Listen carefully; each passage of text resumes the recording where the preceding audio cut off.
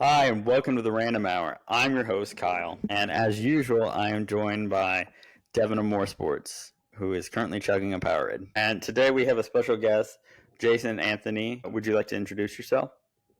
Yes. Hello. Hello, everyone. I'm Jason Anthony. I've been a voice actor out in Los Angeles for, can you believe it, 20 years. But you might know me from games like Call of Duty, Hogwarts Legacy, Warhammer, Lego movie games, Remnant, all those sorts of good, fun stuff. So thanks for having me. Yeah, thank you Thank for coming on. So, Jason, we are a nerd. We are a nerd pop culture podcast. What is something you nerd out about? Oh my gosh, many things. Some of the things on my shelf, definitely in that realm. I love going to Comic Cons, and I will nerd out over all of the movie prop stuff, all of the movie prop replicas, all of the figures and statues. I love all that stuff. Anything that's supposed to be big but's miniature, all those miniature spaceships they make and everything. I love that stuff. I really mad nerd out about that. Okay. Follow-up question, and we do a movie review podcast on our show Popcorn Buckets. We're actually going over the 1970s Superman movies. Who is your favorite Superman actor? Oh, Christopher Reeve, hands down. Don't even have to think about it. I do think Henry Cavill's fantastic for this generation, and I don't know why they're not continuing to use him. Boy, But no, Christopher Reeve. I mean, I used to live about 2 miles away from Pinewood Studios in England, where they filmed the early Superman films. I didn't know that at the time, else I think I would have been clinging to the railings of Pinewood Studios to get a glimpse. But in years to come, I learnt, gosh, they made Star Wars about 5 miles away from where I used to live in Elstree Studios, and they made the Superman movies in Pinewood Studios literally like a couple of miles away. But he just, for that generation as well, and I think almost into eternity, he just was Superman. He literally took that character from the page to the screen, and there's an incredible scene when Lois Lane is interviewing him and he flies in and out and all of a sudden he becomes Clark Kent, and he has that moment where he wants to tell Lois that he's Superman and he takes his glasses off, and that transition from him, it's physical, it's everything, and he becomes Superman. And he goes, Lois, and she comes in, and then he panics and thinks, I can't do this. And he puts the glasses back on, and he literally transforms back into Clark Kent. It's just incredible. So, long answer there, but Christopher Reeve. All right, man. Well, who's your favorite Superman? Just as a comparison. So I'm definitely, Devin, I'm going to take this one because I'm definitely a bigger Superman fan than you. You go first, and I'll say mine.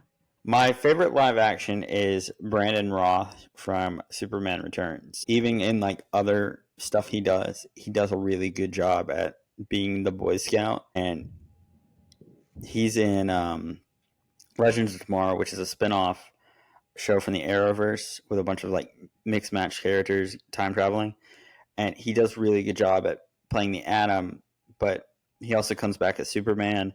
And he's really good at just being the Boy Scout, a goody two shoes that just wants to do the right thing.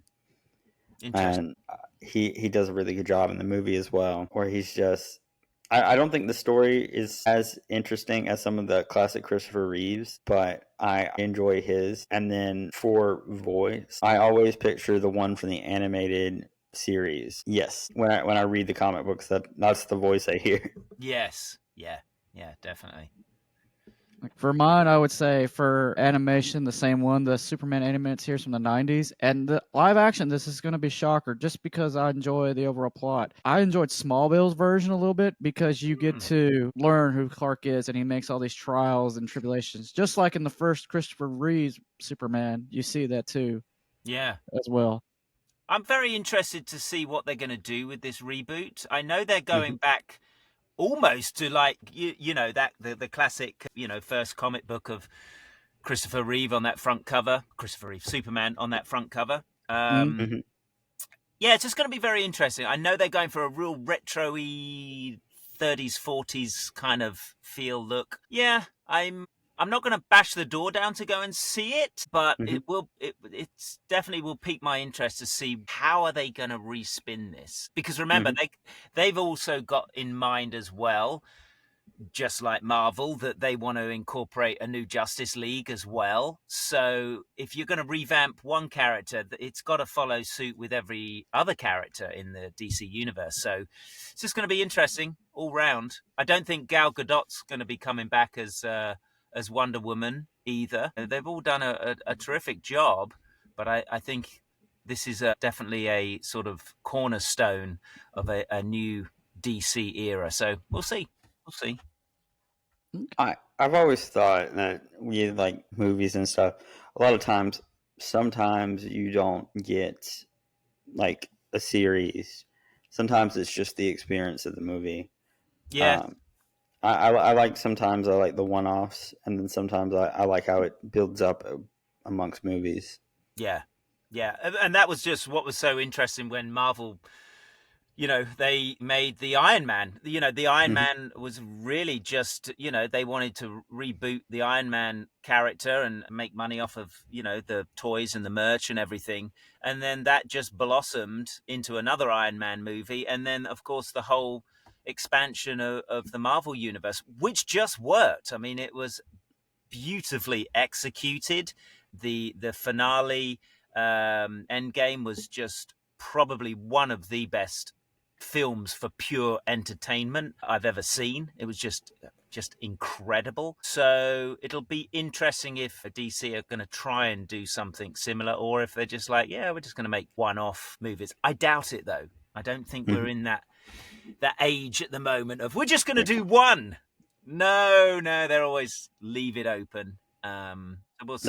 That's what Universal Monsters did, because Yeah, a lot of the stories had them dying at the end, yes, but because they got so popular, they just kept bringing them back and back and back. yeah, yeah. So, And it's a shame they tried that with the Mummy with Tom Cruise. I really mhm. enjoyed that film, and I we got to see Jekyll and Hyde, and that was their big plan. But it's a shame because that film didn't perform as well as they hoped. They just kind of lost the whole idea. But Mhm. I thought it was a good, fresh approach to bring back all those classic monster movies, the Swamp Thing, and they could have done a lot more with that. But unfortunately, we live in an era where things just aren't given enough time to build a fan base Mhm. big enough to warrant doing another movie, another 3 movies, another 10. But I thought it was a really good idea, and I was excited for that, but it didn't happen, sadly. Okay. Oh. So our second question is: character have you enjoyed voicing the most? It was a short spell, I think, voicing Victor Rookwood in Hogwarts Legacy. I've heard a lot from fans of the game that they wish his storyline was fleshed out more, but I think a lot of voice actors would say voicing villains is super fun because there's so many dimensions to a villain. It's just not being mean and angry all the time.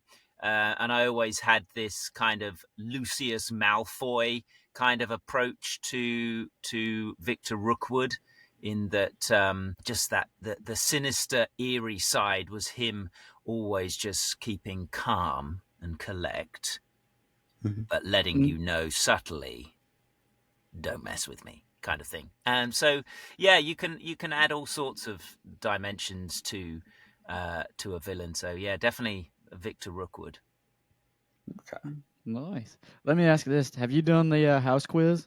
You know what house you're part of? Yes, I have. I'm literally on the cusp of any given day of Slytherin and Gryffindor. So mostly Gryffindor, but definitely I have some Slytherin days. Welcome to the house, my brother. Yeah, when we did an episode on the houses and we took the quiz, and I was shocked that I was a Slytherin, and Kyle was We like, both were. "Huh, "Were you? Thought you were Yeah, a we were Hufflepuff." both shocked that you were Slytherin, and we're like, Oh, something's not right here. But I think Slytherin gets a bad rap. It really does. It's a good house. It's a Yeah. really good, that's it. It was the ambition thing for me, and I was like, "You're not very ambitious." Right. Yeah, it's a good house, and that's why I feel I'm very much on that cusp. I could, I could run to danger, or I could walk away. I know in that game. All right. Follow-up question here, Jason. We like to ask fun questions here on our show. If you could choose any character that you voiced, who do you think you could take in a fight that you voiced?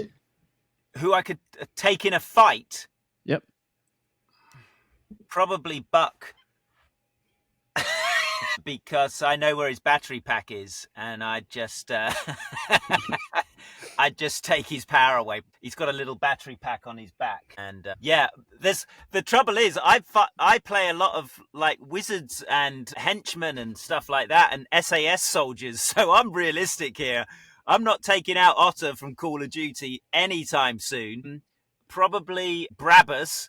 I mean, he's, there's no way I'm having a boss fight with him. And Teclis, I could probably take on Teclis if we had no magic rules from Warhammer. But no, I think the only one I could do is this guy, the droid. Okay. So, as somebody that's voiced a lot of wizards, what is one spell that you wish you could have in real life? Oh.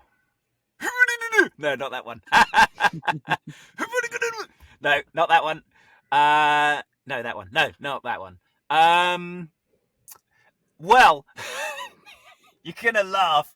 I have a bad back, so Leviosa is probably a good one for me. Yeah. That would be literally the most useful one.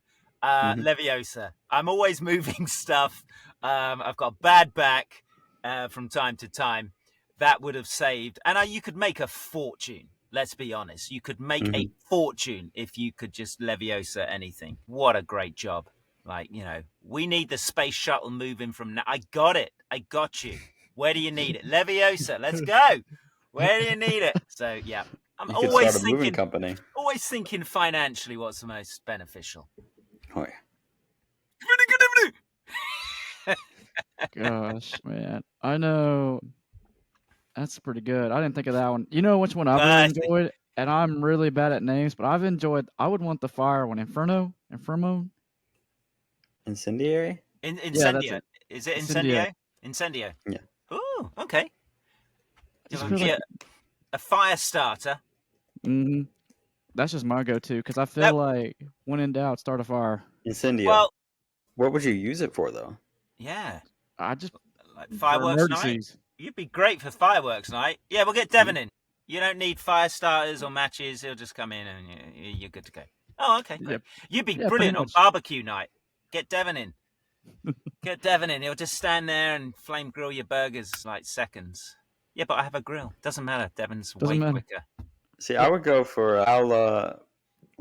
Alahorum. The one down my course. Yes, Alahamora. Yep. Yeah. You wouldn't have to worry about losing your keys. You could just unlock your door. Yes. Revelio. That's the one everyone's like, God, we use Revelio all the time. Revelio. But, the finding one. Yes. Revelio. No. Look, I'm not going to lie. I'm in the middle of playing Hogwarts Legacy, and I do use that spell a lot because it's just so tricky the way they designed it. Well, yeah, you're always looking for stuff on everything. So you're just like Revelio, where's this? Revelio. Yeah. There's a bit of a running joke with the Hogwarts Legacy community is Revelio. And I don't play, but I get it because every clip I've seen, it's Revelio. Oh man. Another question here. Which video game series of yours has been the most funnest you've had recording? Call of Duty was a lot of fun because the writers on that, especially for my character, he had some really good quips. He had some really good lines in that. Very funny. One of them. Are you allowed to swear on your podcast? I just want to check. Yeah. One of his ones was, "You're shit at this war thing. You know that." And I thought that's just so ungamey, because it's normally like, great, good shot, nice, right on the, so for somebody to say you're really shit at this, it was really, really funny. And there was also, you're really beginning to piss me off, and stuff like that. So they were really good gritty lines and a lot of humor in there for that character. And I liked that character a lot, Otter. He just was so... in the real world, he's an SAS soldier. So, but in the game, he had very little patience, which just played out really well, I think, and why a lot of people liked using that operator, because, as I say, he just had the most unconventional lines. But as a whole, Hogwarts Legacy, that's going to be a very hard one to top, because that world is so rich in characters, and they had incredible writers on that as well, injecting so much humor into it as well. It had a good balance of darkness and humor, and the characters, were just so rich. Even not just the legacy canon characters, but also the new characters they wrote as well. So yeah, that'll be very hard to top in terms of having fun going in. And I remember when we did mocap for that, where's my Rookwood wand? Oh, nice. Yeah, we were given just bits of stick when we did the mocap, but we had wand training. Because if you give this to anyone and say this is a wand now, some people just don't move it like it is a wand. Some people move it like it's a paintbrush or it's a hammer. So you do need a little bit of wand training. And everyone, it's amazing how, a little bit like a knife and fork, how everyone instinctively held it differently when they were given this as a wand. I bet you it's the same when they did the lightsabers in Star Wars. Everyone would probably hold it that little bit differently and use it a bit differently, but it still had to come across like you knew what you was doing, rather than some 3-year-old swiping a stick around the garden. Yeah, so Hogwarts Legacy will be a very difficult one to top. Let me ask you this: since you guys had to do mocap stuff, were you guys just running around the studio trying to use your fake wands and do spells, having a little fun? Well, a lot of the scenes did involve just that, and again, they had to have a supervisor on set to make sure it looked, right. Otherwise, it does look like a bunch of adults waving sticks around at a piñata, and it would just look. Those sorts of scenes were somewhat choreographed, so that you weren't all doing the same thing at the same time, and that nobody was taking somebody's eye out. And as with the mocap suits, where you have the little, in order for the cameras to pick up your body, on every joint of your body, you have the little spherical fluorescent balls. They had one on the end of your wand too.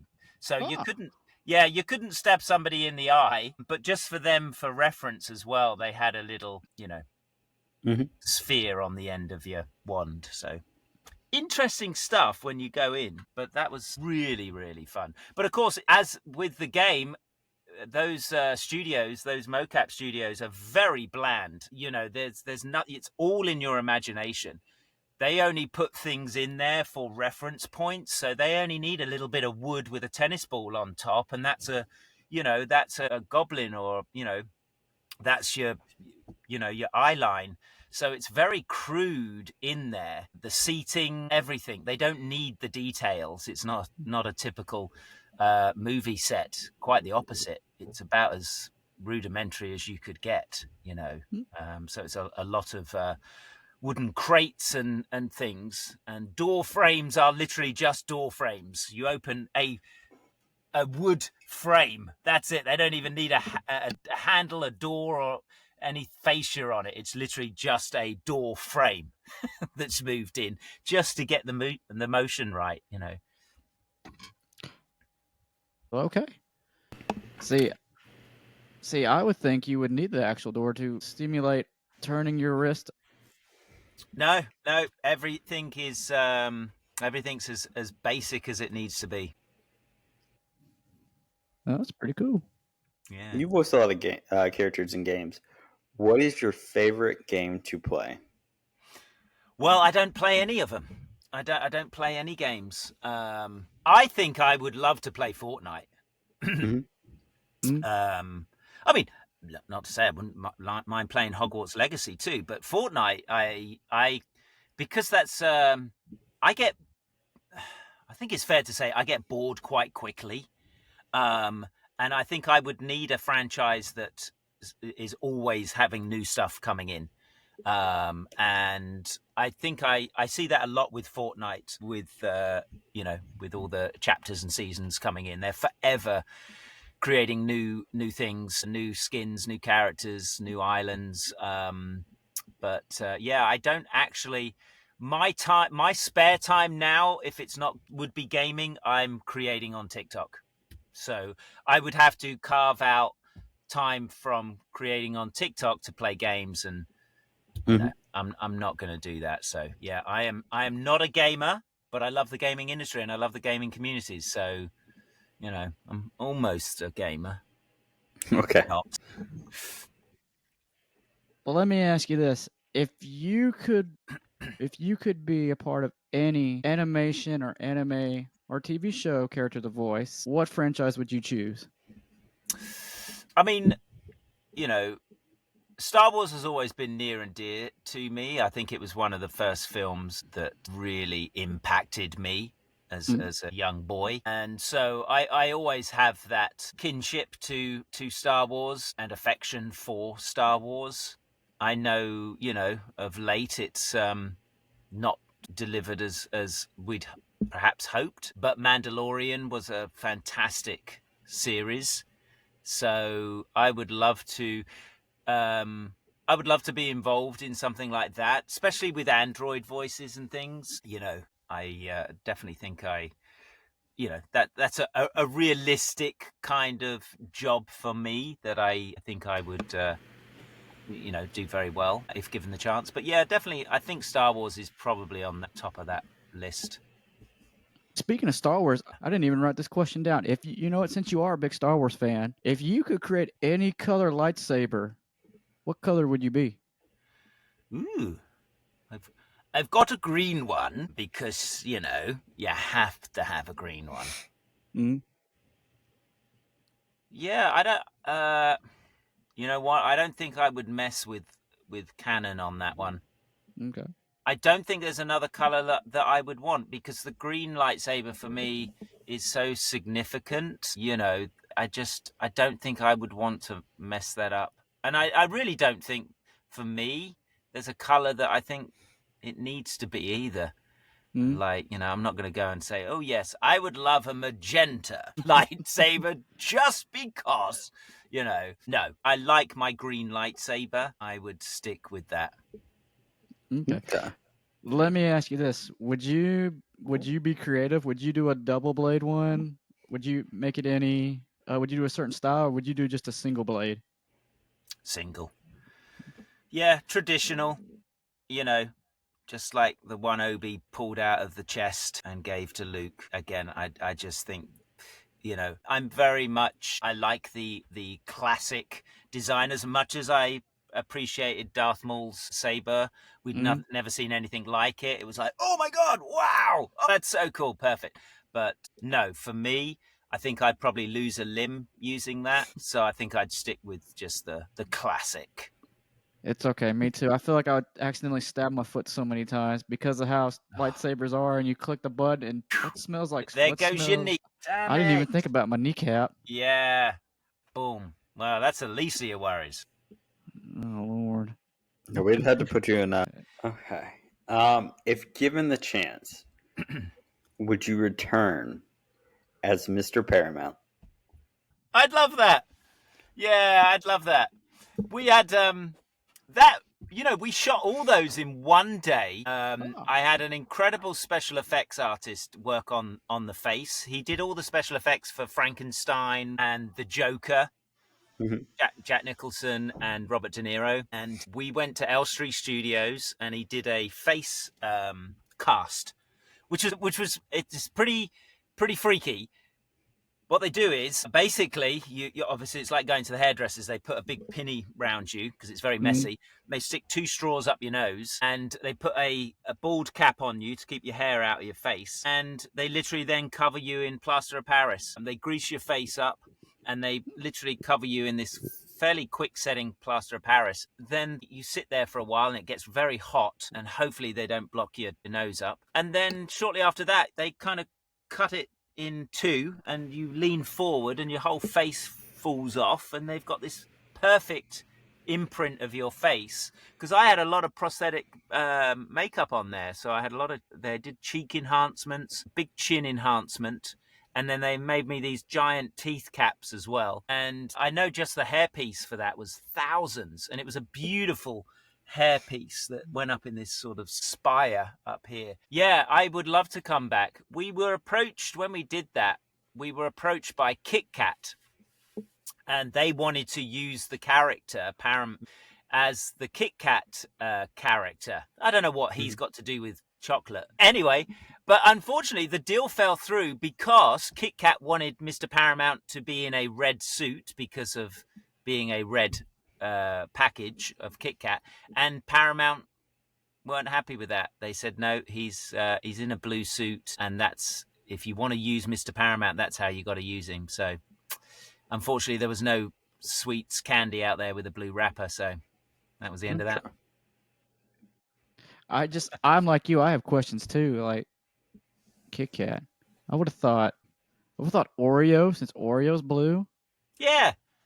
Or, blue package. We would have been in like Flynn if that was the case. We would have just been there if because that was the only thing that stopped it from happening, was that they didn't want Mr. Paramount in a red suit. But yeah, it was a very, very interesting job, that it really was, because it was non-speaking. It was, they wanted somebody who could mimic to some degree Jim Carrey and his sort of physical attributes and stuff. And it was really a fun time on that channel, because they made all these channel idents with him, and it was just so different and quirky. And I really feel that creativity has subsided somewhat. Obviously now, because it probably costs so much money. It probably costs so much money to do. But it was a good time. So yeah, definitely Paramount. I did some work for Paramount, and they because that was in the UK. And I did some work for Paramount in the US, and I showed them that. I said, have you ever seen this guy? And they were like, no. And I said, that's me. And they were like, no way. Oh my gosh. But still, I didn't get a call. So Aren't Almond Joy's blue? Oh, Almond Joy. Yeah. What? Yeah. See, I needed to be in America. I don't think we had any candy in the UK that was blue. So had it been in America, it might have been a different story. I might now be the Oreo guy. Better than Martian Manhunter. Yeah, exactly. Better than Martian Manhunter. Or, what's a really weird one that I've seen like last week? The Post Malone Oreo. Have you guys seen that? Oh, I know. I love Post Malone. I think he's awesome. I'm not yet. I just couldn't put the two together. The Post Malone Oreo. That shocked me. But you know what's crazy? I can't find them in stores. I bet you can't. No, they're wiped. I mean, when they did the Star Wars ones, no chance. I mean, people were just going mad for it. And that I get. And I'm not discrediting Post Malone. He's amazing. But it was an interesting one because it was just so randomly picked. Let's do Post Malone. He's done a couple other brands. He's done Doritos, Bud Light, and something else, and I can't remember right now. Bud Light, Dorito, Mountain Dew, maybe? Maybe it was Mountain Dew. Maybe it was Mountain Dew. But those, to me, fit his person, He does. That kind of fits him. But then Oreo, I was like, huh. Yeah. Cool. Yeah. I was like, I didn't see that coming, but I'm like, oh, okay, cool. Bet you can't get them. That was my first thing, Devin. I was like, I bet you can't find those. Yeah, I can't anywhere. Find them. No. I was upset. I was like, I will spend $5 on a pack. I just want to try one just to see. I just wanted to see it. Yeah. I just want to hold it and go, oh, yeah, wow, they did a great job. But no, I've tried a few things like that where things have come along and you're like, oh, I'll get those. Normally in Walmart, and a good chance I'll go to Walmart. No, we haven't got them. And I'm like, well, guess I'm out of luck then. The Star Wars Oreos, were those the ones where some were the red icing and some were the blue? Yes. Okay. Yeah. Okay. Yes. Down here in Georgia where I'm at, oh yeah, they sold quick. Yes. I couldn't find them for love nor money. And again, I probably didn't even want to eat them. I just wanted it because I saw it. Oh, no. I just like, I want them in my fridge. But no, they, yeah. I'm surprised though that they don't just like mainstream stock them, because if they went that quick, you know, I'm sure the CEOs at Oreo were like, let's do that again. Please, let's do more Star Wars figures, you know, Star Wars characters. They kind of did that with Baja Blast, though, where they were like, yeah, this is a Taco Bell exclusive. We're going to release it for a limited time. And it became so popular that they were like, we are going to start doing this more. Yeah. I'm surprised they don't. And I know they must pay an absolute fortune for the, you know, to the rights to the characters and stuff. But equally, I bet you they make a small fortune, you know, after that. So yeah, these brand deals, these cross promotion brand deals. I just don't like the core memory. Has anybody tried the Oreo Coca-Cola? You did. God, no. Oh, I can't imagine that can't work. No. Don't. No. The cookies were okay. It had like Pop Rock candies in them. The cookie, solid. Yeah. But the drink, no. Oh God. No. No. Don't do it. Remember the Coca-Cola? I actually like that. Coca-Cola coffee. Yeah. Hmm? Wow. It was okay. I liked it. I bought a can. Yeah, we bought a can and we tried it together and we were like, but apparently you ran with it. I did. I love it. I loved Wow. it so much. That's got to be like chugging 10 Red Bulls if that's Coca-Cola and coffee. Yep. Oh, I was wired. That's like you'd be moonwalking for the rest of your life on that stuff. Wow. I don't think I was moonwalking, but I was up. Release the were footage. up. You were up and doing dishes. Let's Sure. I'm sure I was productive doing dishes. Sure. Sure. I can tell that's on your top of your priority list, Devin. When you wake up, you're like, you look like that kind of guy. I got to go to the sink and I got to do some dishes right now. Give me some soap suds and some coffee with Coke in it.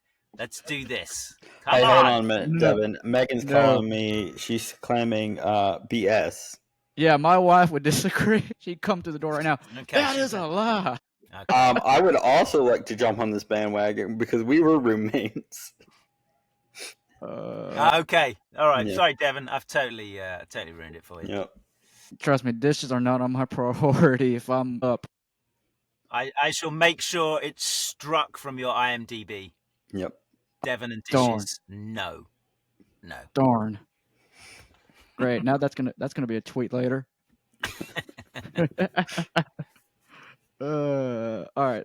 The next question for you, Jason, is describe your dream character to voice. Ooh. I would probably tackle this not as describing the character as the writing.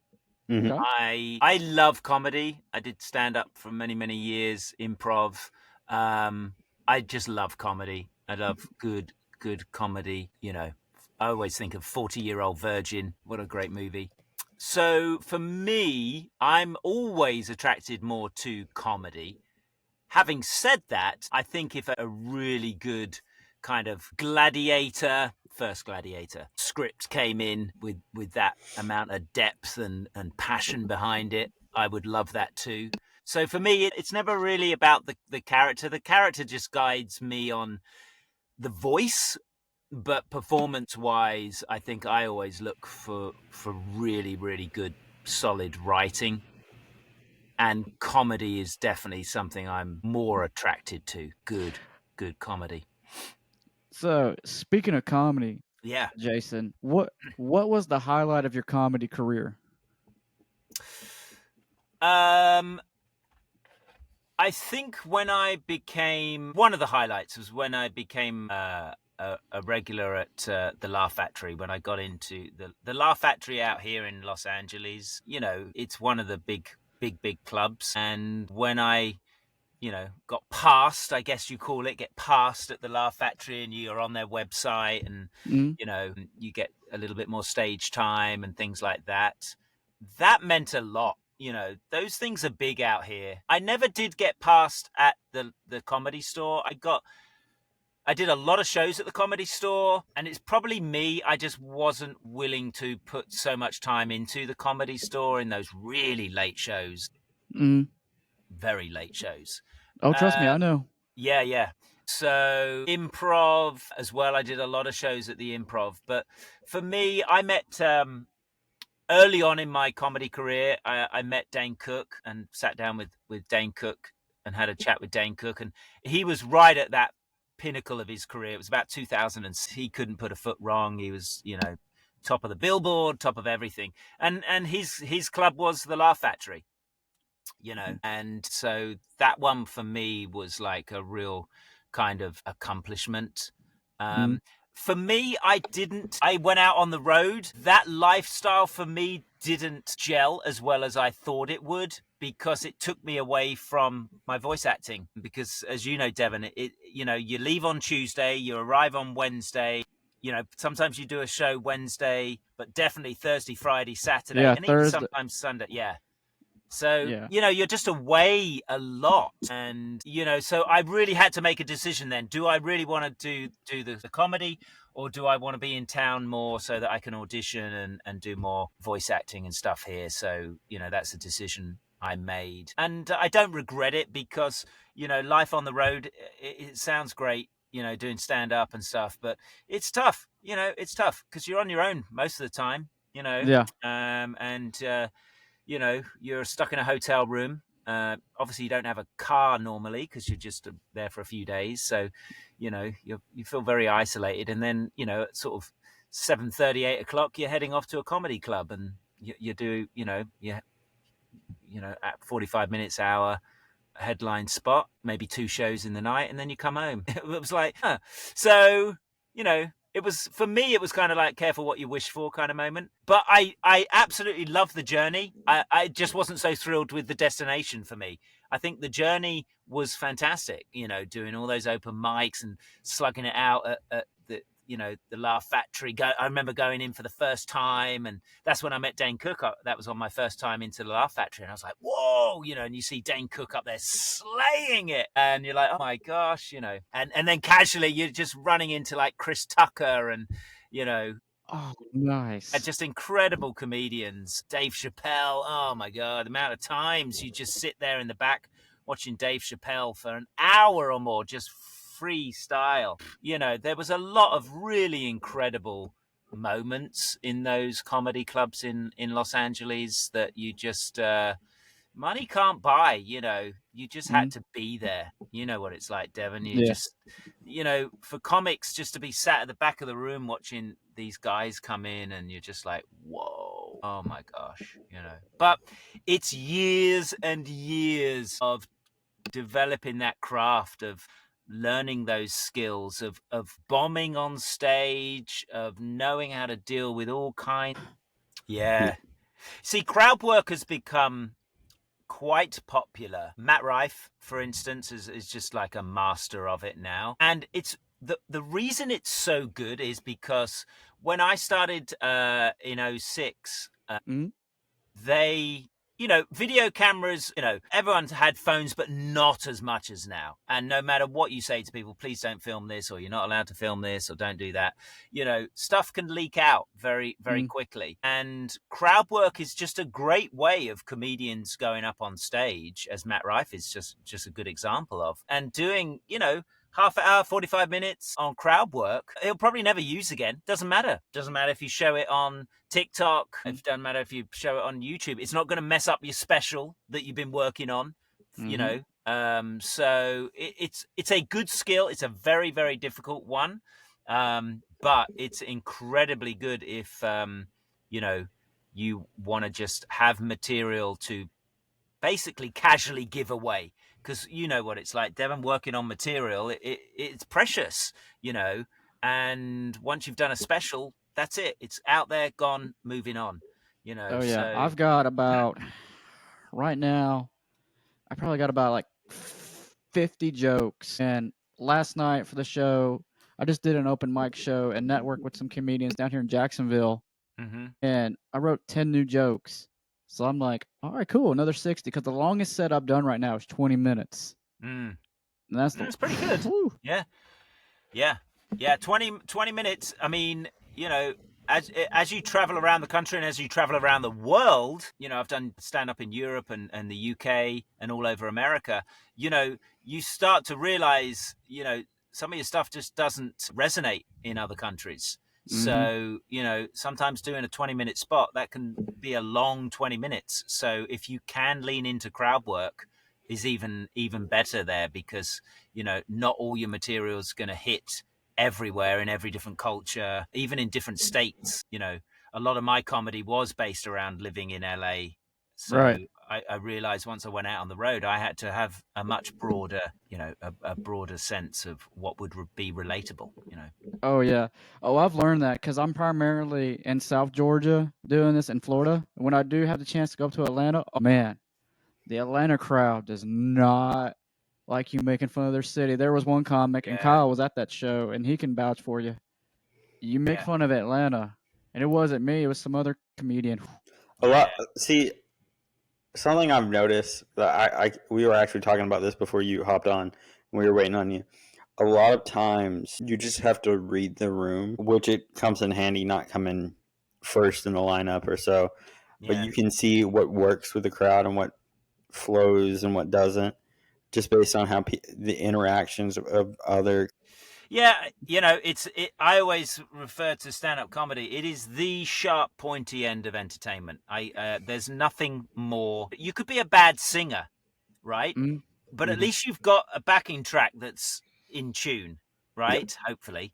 So, but with stand-up comedy, if you're not funny, you have a silent room, and there's nothing or no one that's going to bail you out other than you. And that's why I think it's one of the hardest things to do. And remember, I mean, that's last time I did stand-up comedy. When was it? Like 2018, so quite a while ago. Heaven knows what it's like now with the landscape of society and sensitivity and everything else. But one thing I always used to think is stick to the truth. There's truth in comedy. If you can stick to the truth and find a funny angle, that's always going to resonate with people. And it's just finding out what those common truths are. And that's where I had to change a lot of my material, because I went from different countries and different states. And of course, what was common in one state isn't common in another state or another country. So you had to switch it up a bit.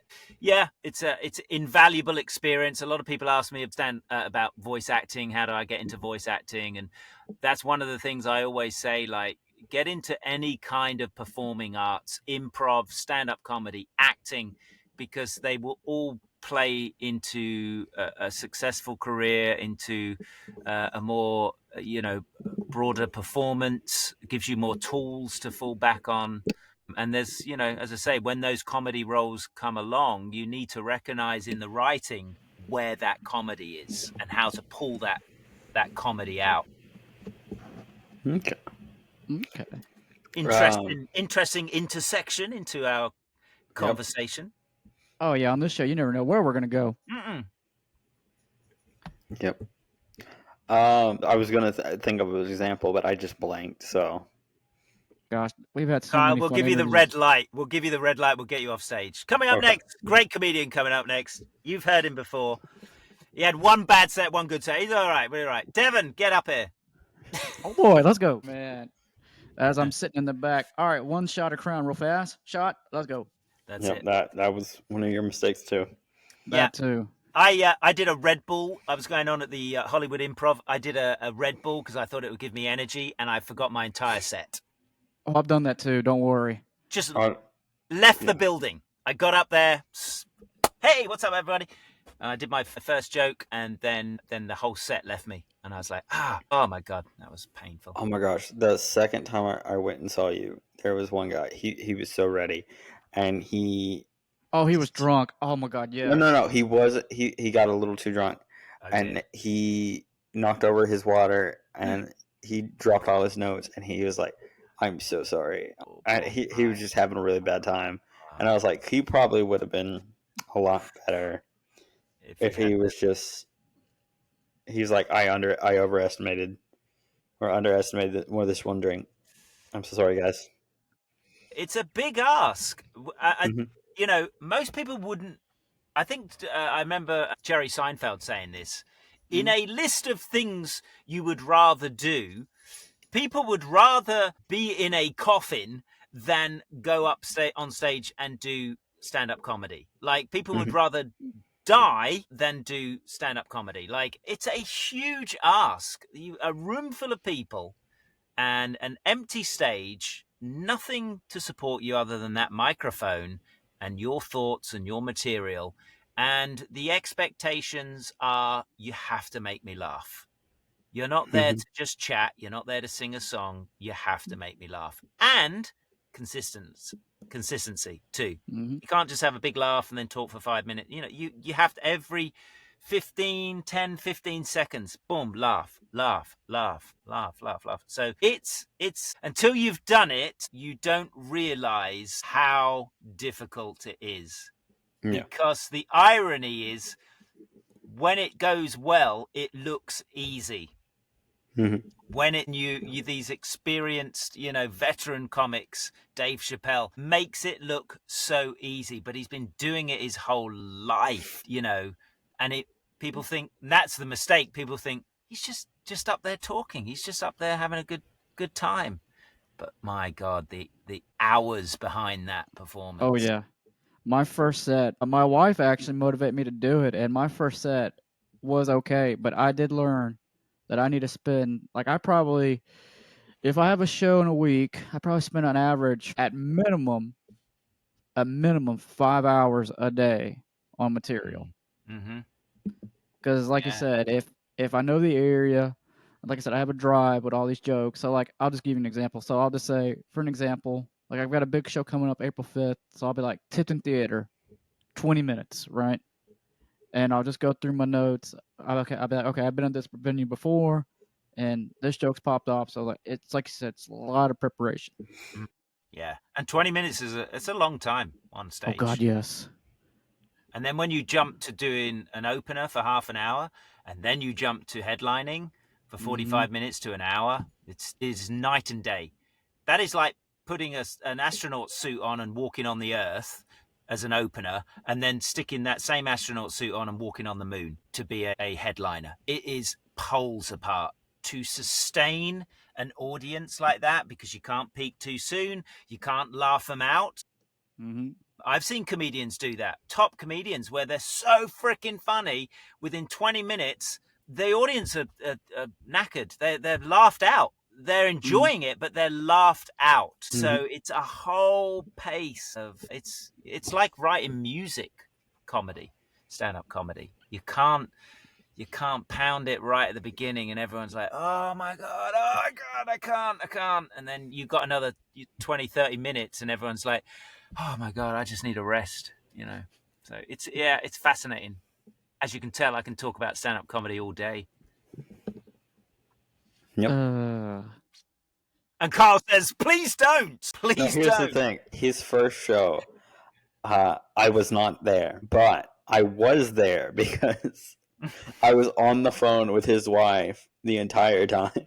Oh, gosh. So I was there in spirit.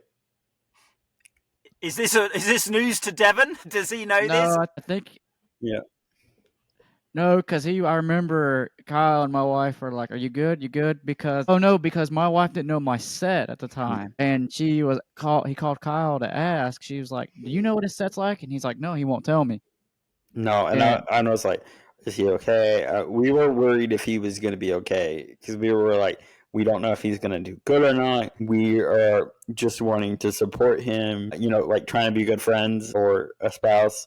And so we're trying to be there to like support him, but we had no clue what going into this to expect because it's his first time doing it.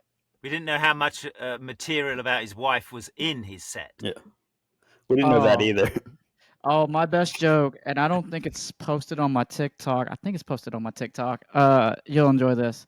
So I do have cerebral palsy. It's hard to tell from just sitting down, but I do kind of walk with a limp. And I always tell people, I'm like, yeah, I'm married. And before me and my wife got married, she thought she was on the show 90 Day Fiance. but instead of getting a green card in 90 days, she thought she was getting a disability check. Joke's on her, I don't get one. And people eat that up every time. Yeah. Well, there's truth in it. There's truth. I think that's the key to the really good comedy. And the best comedy is when you're the victim, when you're the punchline. So a lot of my comedy was about being British. So it was about me assimilating to American culture, especially living in Los Angeles. One of my first jokes, which isn't timely now because of what's happened to Los Angeles. So again, situations change. But one of my opening jokes was, I live in Los Angeles. It's a weird place. I think it's the only place in the world where one of the seasons is fire. And now that has a different impact now because of what's happened in Los Angeles in the fires. And I say, I don't know what to wear for fire season. Like, does Macy's have a fire season collection? I don't know what to, So I'd go into that. But now, would I do that? I'd be very hesitant because of what's happened here. So, it's really, really tricky. That's why comedians they're so good at what they do, because they have to adapt and change room to room, audience to audience, and, situation to situation. A lot of comedians have lost a lot of good material because of things that have happened. You're like, I can't do that bit now. Damn, that was such a good bit. Oh, yeah. Man. My other joke was about driving. I used to say, I find driving in LA is still so difficult. I said, but I'm learning. I've realized using turn signals is a sign of weakness. So I said I just stop using turn signals, and everyone's fine. I think you could make it in Atlanta. Yeah, I think you'll be just fine in Atlanta. Really? Yeah. See, Get on that 475. You'll be all right. That joke worked in various different places who didn't bother using turn signals. But yeah, that brings back some good times. But I was always, the best stuff that worked was when I was the joke, the joke's on me kind of thing. And everyone's like, ha ha ha, the funny British man. All right. Kyle, go ahead and ask the next question. Oh, okay. What is something about voice acting that you learned that you wish you knew when you started out? That's a very, very good question. There's a lot of rejection in this business. There is a lot of rejection, and there's a lot of just serendipity as well. Just being in the right place at the right time. I think a lot of us would like to have been better earlier on.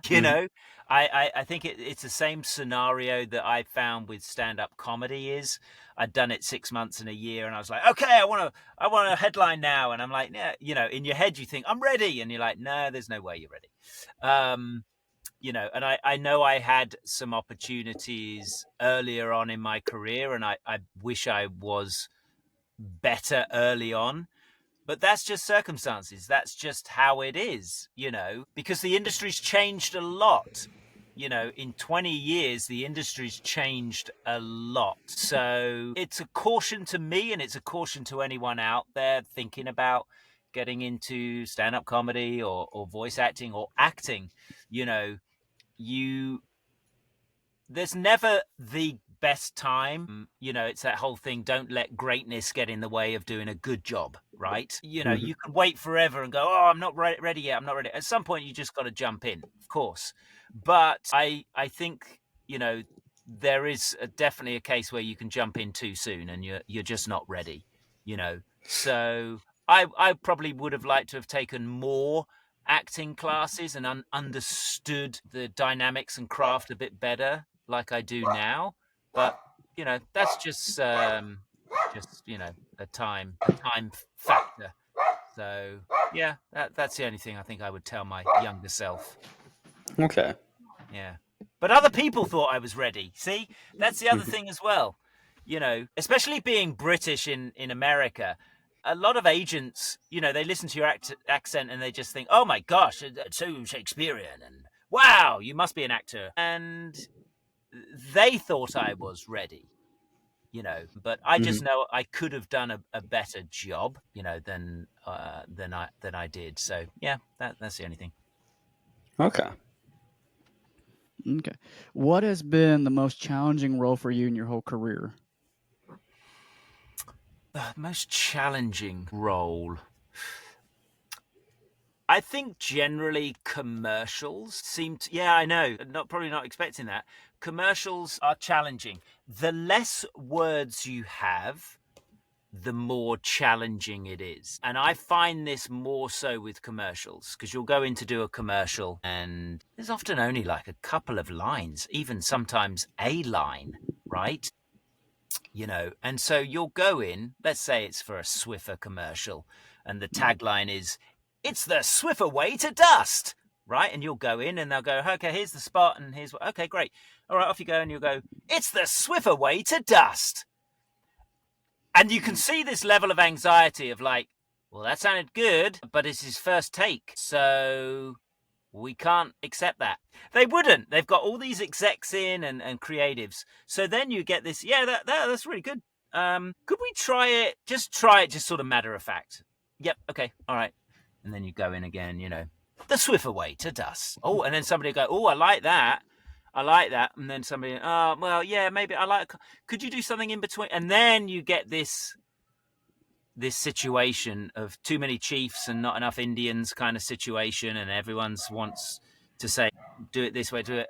And I don't mind. I'm there as long as they need me. But it does then start to sort of spin around in your head of like, how do you want this? And it's our job there to offer up, different variations and things, but it can get really challenging. And I find that when you have this massive dialogue and the acting and stuff, there's far less of that than when you go in and you've only got a few lines for a commercial. And, I've seen it a few times. It does mean you're doing a good job, but it's also unnerving to everyone because they're like, well, he's only just got in. You can't let him go, And in your head, I bet we come back to this one. I bet we come back to this, or we'll come back to an earlier one. I've seen that a couple of times. I remember Jack Nicholson talking about the filming The Shining, and here's Johnny, that incredible scene.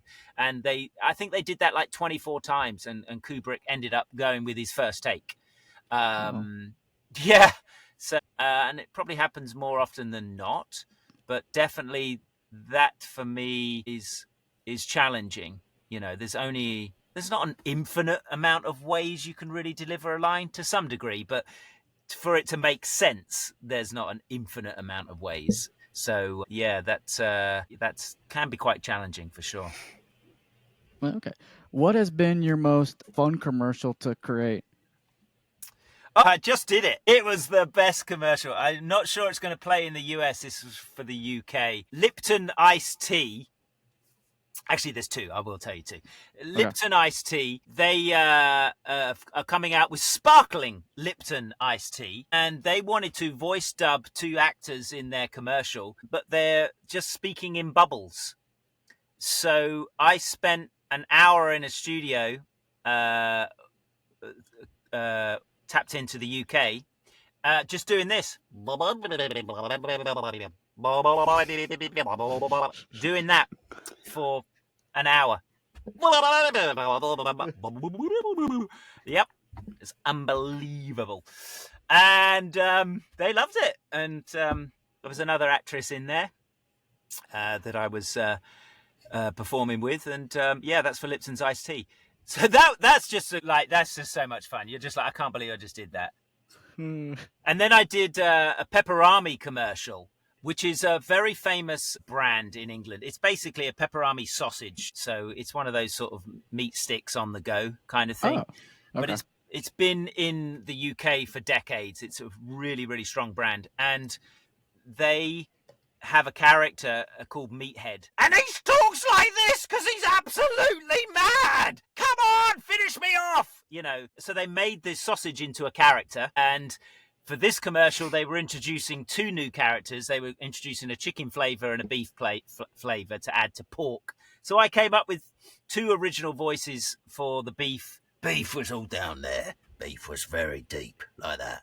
And the chicken one, he was just sort of a bit like Jason Statham, just a little bit cool, because he's a chicken. And that was a lot of fun doing that.